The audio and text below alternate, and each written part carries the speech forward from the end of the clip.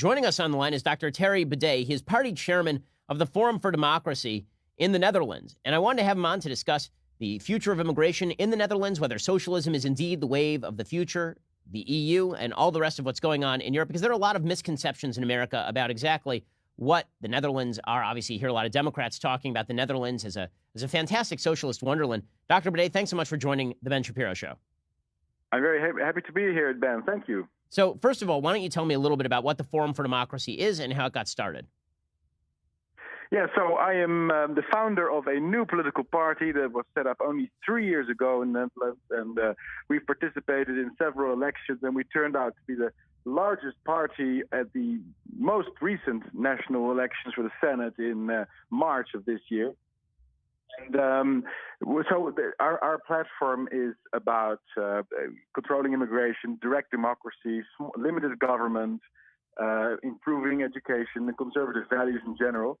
And I think there's a lot going on in Europe with regards to these points of view. I really think the population is waking up, and our party is part of this new wave of renewed self-confidence in our own national cultures, because that's the essence of what's going on.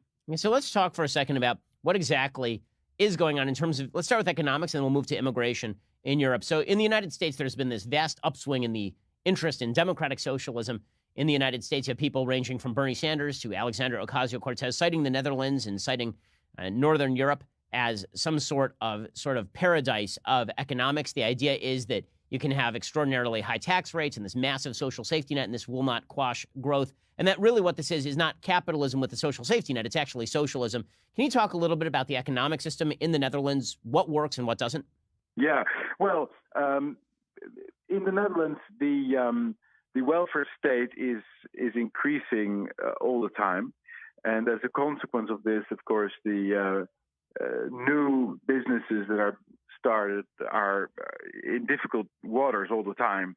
There's simply not enough economic space for economic creativity, economic flexibility. And this is why our party, but also in general, we see that people are increasingly arguing for a smaller government.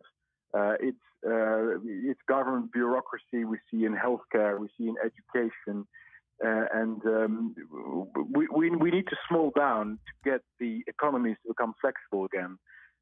Also, of course, the European Union is increasingly presenting us with regulations that help multinational corporations, but are very, very bad for small and medium-sized businesses.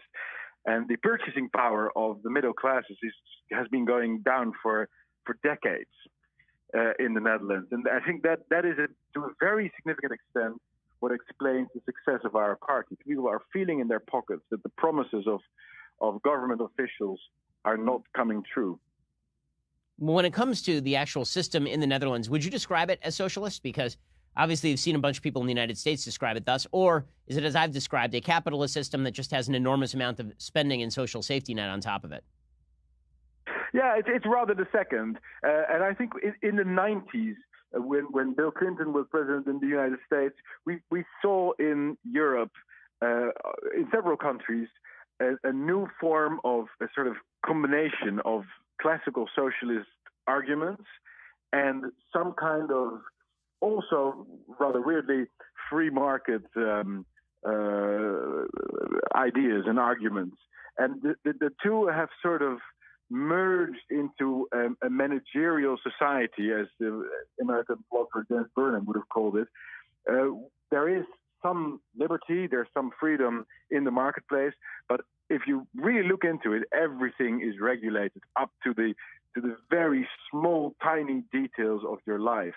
And I think this also has a anthropological component, because it makes people dependent. It makes people lose their self-confidence, and that is ultimately, of course, why socialist or socialistic societies become weaker from the inside out.